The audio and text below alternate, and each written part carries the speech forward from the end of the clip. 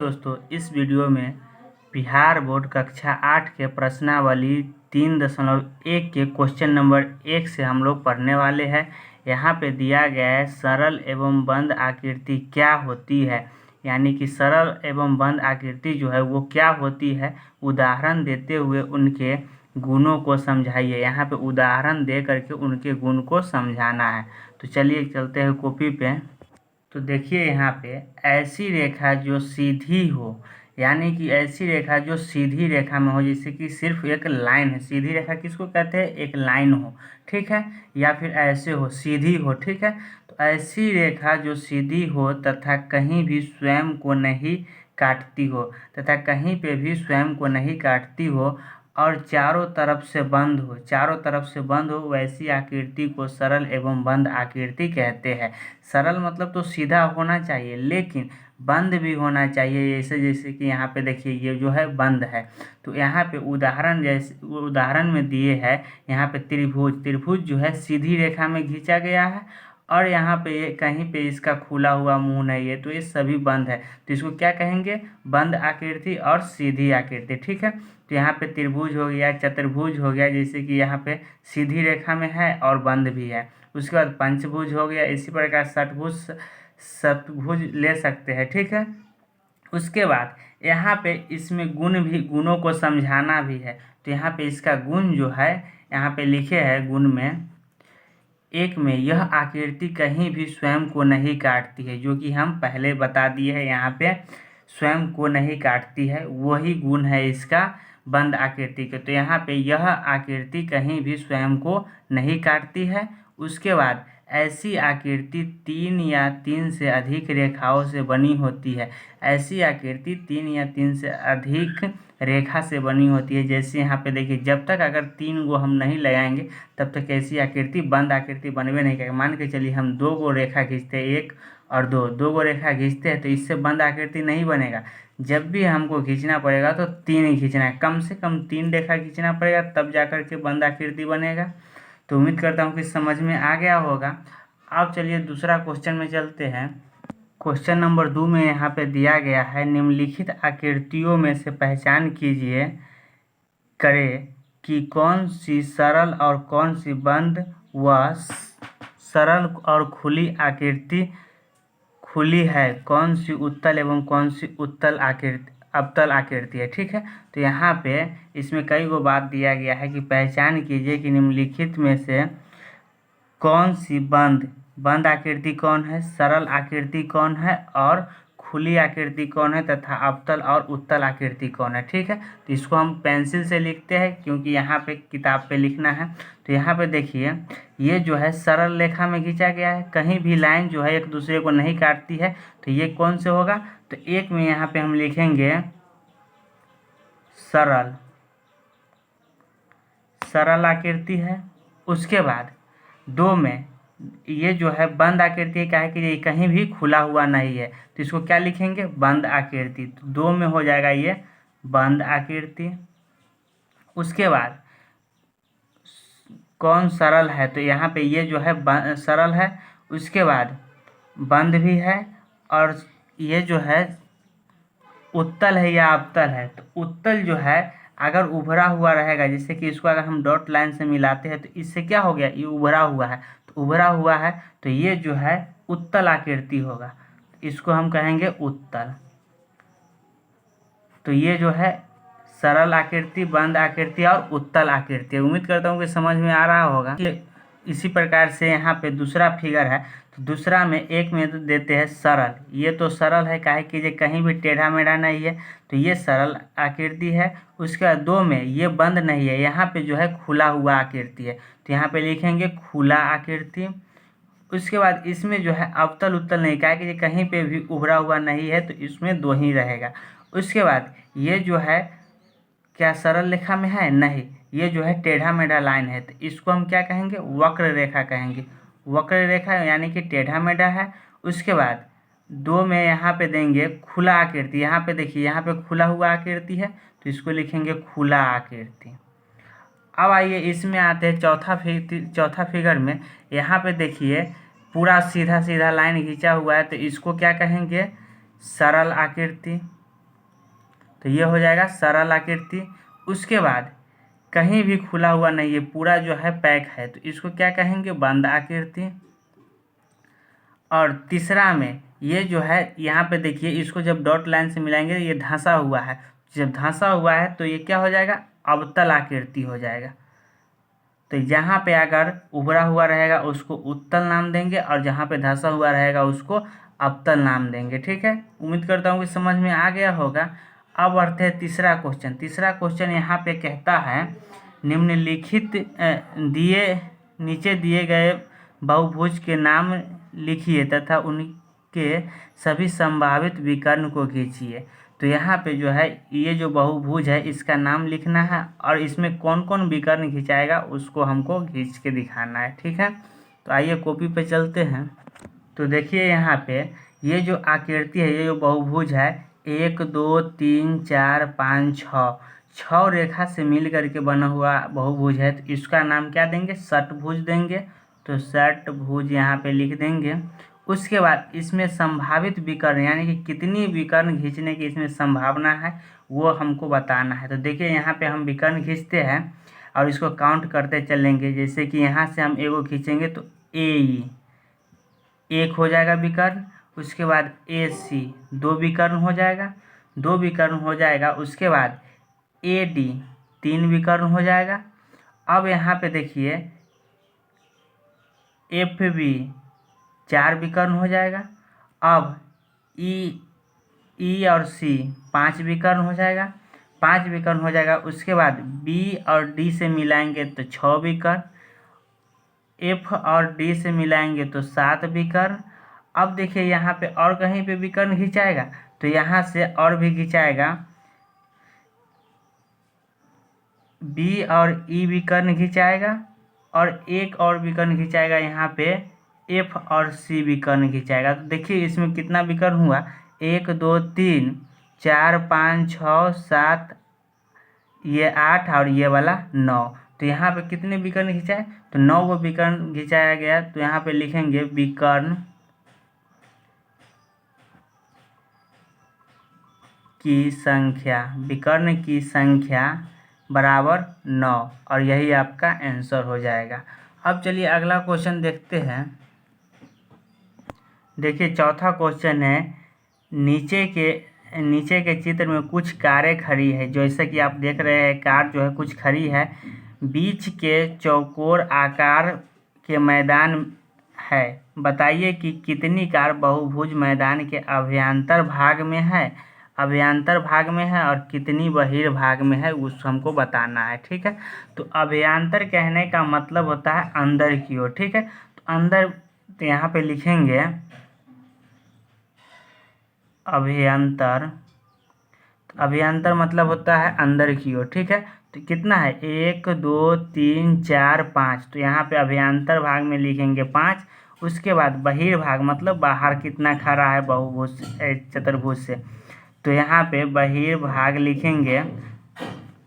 तो बहिर्भाग में कितना है, तो 1 2 3, और यही आपका आंसर हो जाएगा। ठीक है, अब देखिए अगला क्वेश्चन 5 में क्या दिया गया है। 5 में दिया गया है, नीचे के 2 कॉलम में से एक में बहुभुज का नाम तथा दूसरे में उसके अंतःकोणों के भुजाओं के माप का योग दिया गया है। बहुभुज के नाम उनके अंतःकोणों के मापों के योग से मिलाइए, मिलान कीजिए। तो यहाँ तो देखिए यहाँ पे ऐसा क्वेश्चन बनाने के हम फार्मूला बताए कि अंतःकोणों का योग कितना होता है। तो वो फार्मूला पहले आप लिख लीजिए। यहाँ पे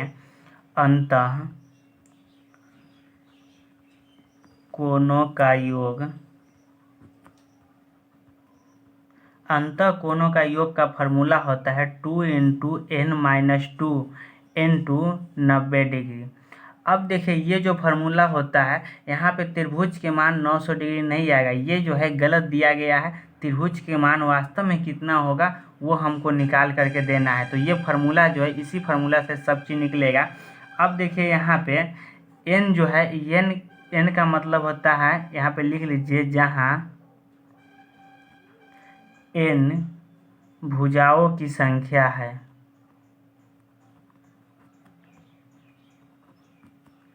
n क्या है, भुजाओं की संख्या है। अब देखिए यहाँ पे त्रिभुज की भुजा कितना होता है, क्वेश्चन सॉल्व करते हैं। तो यहाँ पे त्रिभुज है 1 नंबर में, तो त्रिभुज वाला देखते हैं। तो यहाँ पे त्रिभुज की भुजा, त्रिभुज की भुजा कितना होता है, तो 3 गो होता है त्रिभुज की भुजा होता है।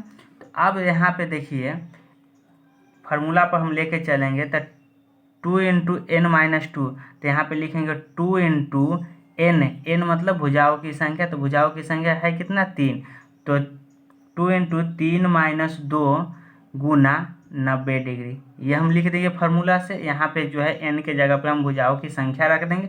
इसका सॉल्यूशन करेंगे तो 2 इंटू 3 में से 2 जाएगा तो 1 बचेगा गुना 90 डिग्री। अब देखिए यहाँ पे 2 में 1 से गुना करेंगे तो 2 गुना 90 डिग्री कितना हो जाएगा 180 डिग्री।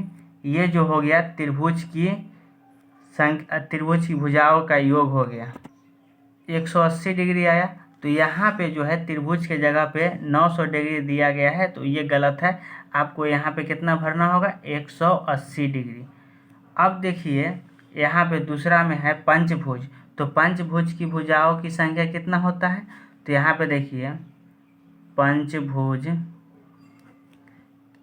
की भुजा, पंचभुज जो होता है उसका भुजा 5 होता है। तो यहाँ पे हम लिखेंगे 2 इंटू 5 माइनस 2 गुना 90 डिग्री। वही फार्मूला है, इसी फार्मूला पे हम सबको बना लेंगे। तो यहाँ पे 2 इंटू 3 गुना 90 डिग्री, तो 2 तिहाई 6 गुना 90 डिग्री, 9 छक 54, एगो 0 है तो 0 दे देंगे, तो 540 डिग्री। तो पंचभुज जो है, पंचभुज में यहाँ कितना दिया गया है 1260 डिग्री, तो ये गलत है, आपका हो जाएगा 540 डिग्री। यही आपका आंसर है। इसी प्रकार से आते हैं अगले में, तो अगला है नवभुज। तो n बराबर क्या है नवभुज, नवभुज की भुजा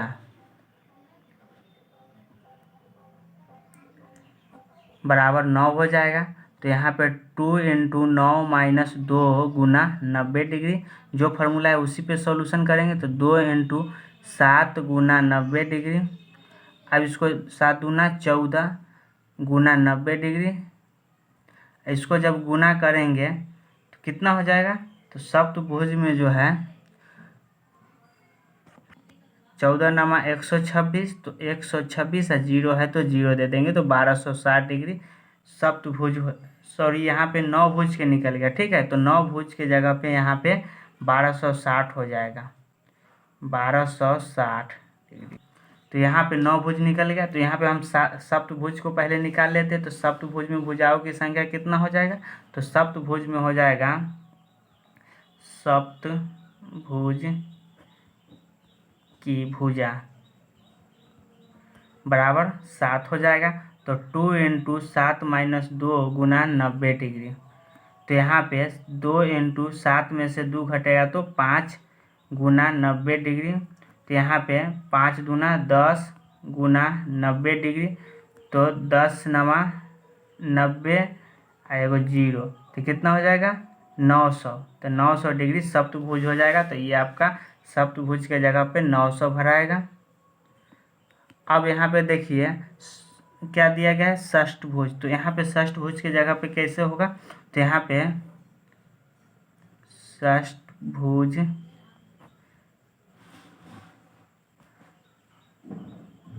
की भुजा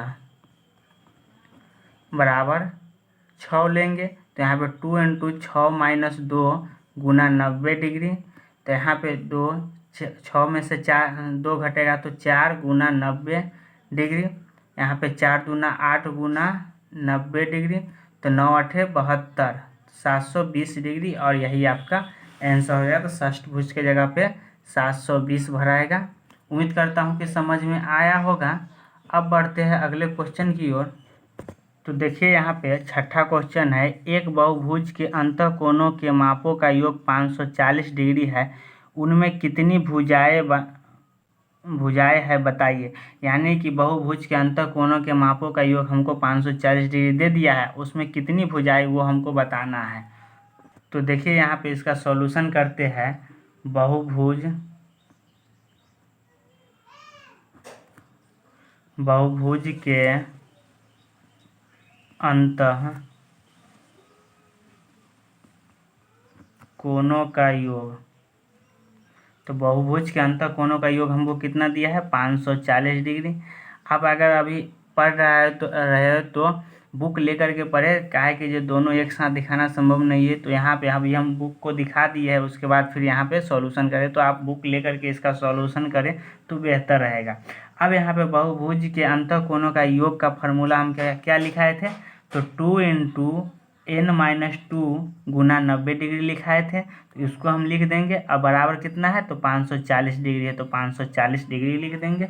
अब इसका सॉल्यूशन करेंगे तो यहाँ पे 2 में जब n से, यहाँ पे क्या है ब्रैकेट से बाहर है, तो 2 में n से गुना करेंगे तो 2n - 2 दूना 4 गुना 90 डिग्री हो जाएगा।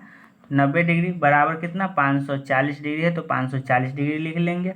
अब यहाँ पे देखिए तो 2n - 4 तो लिखेंगे और बराबर ये 90 डिग्री आई हो 540 डिग्री, तो इसको हम 540 डिग्री लिखेंगे और इसको हम बराबर के इस साइड ले आएंगे तो माइनस हो जाएगा, तो -90 डिग्री।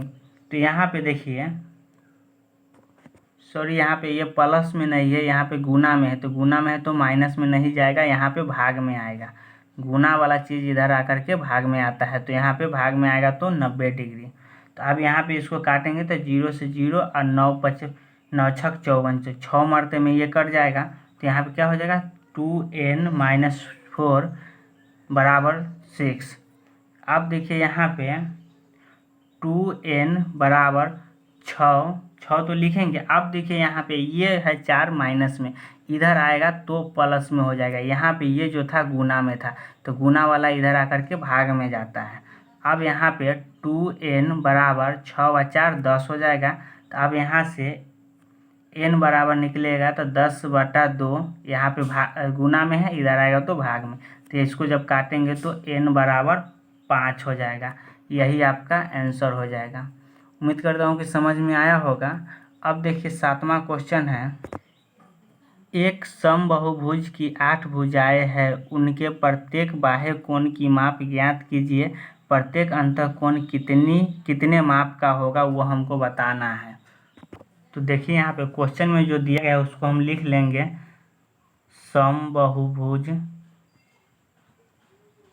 समबाहुभुज की भुजाएं की संख्या बराबर 8 दिया गया है क्वेश्चन में, ठीक है। अब यहाँ पे बहुभुज के बाह्य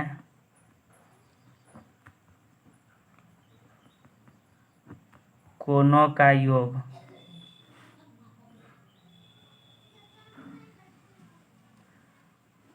तो कोणों का योग कितना होता है, 360 डिग्री होता है, तो वो हम लिख लेंगे।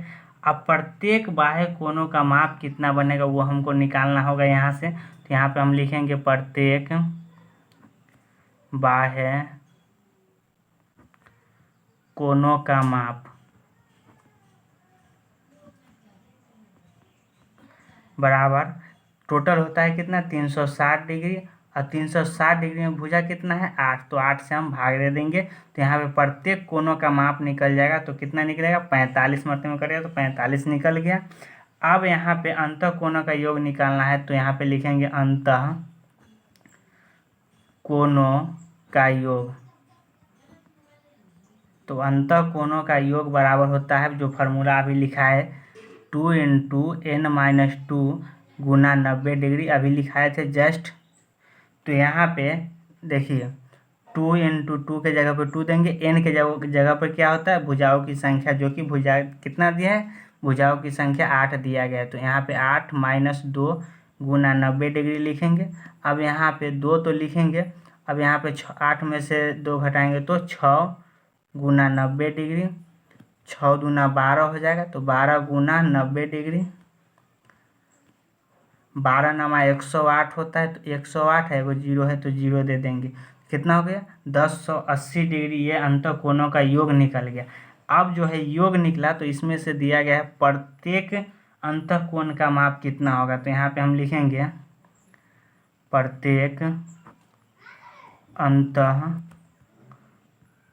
कोण बराबर टोटल है कितना, तो 1080 बाटा में भुजाओं की संख्या कितना है, 8 है, तो 8 से हम भाग दे देंगे, तो यहाँ पे प्रत्येक के निकल जाएगा 135 डिग्री और यही आपका आंसर हो जाएगा। उम्मीद करता हूँ कि समझ में आया होगा। मेरे साथ जुड़ने के लिए धन्यवाद। फिर मिलते हैं अगले वीडियो में अगले चैप्टर के साथ।